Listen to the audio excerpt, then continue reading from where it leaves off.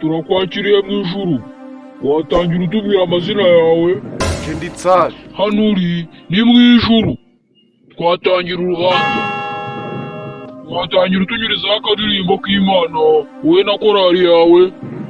Ayiwe vuga uti hahiye koko, hahiye koko, yo mvugira ngo hahiye koko, hahiye koko, hahiye koko, hahiye koko, hahiye koko, hahiye koko. Shika aho ngaho kuko iyo si indirimbo y'Imana.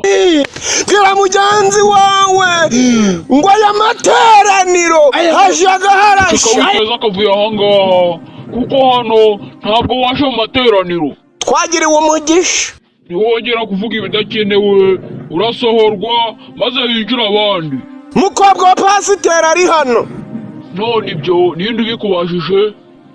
Ese Nsabi, nta kintu wabwira abantu? Abakobwa bose naterese bakanyanga. None ko bakwanze urabashakira iki? Ejo saa 3 duhurire ku kibuga. Gukora iki? Mutsobanurire ukuntu njyewe mbakundaga ariko mwebwe mukanyanga. None se ubundi ko bakwanze wababajwe n'iki?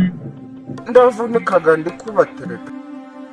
Ngabo banze ubiko aya mafaranga ufite mu ntoki. Ngabikaho muri kureba se mwarasaze. Mukomeza guteza amahane, Satani araza gutware mu bakozi be. Bamukura he ko bamufunze? Ntawe ukiba muri Rwanda.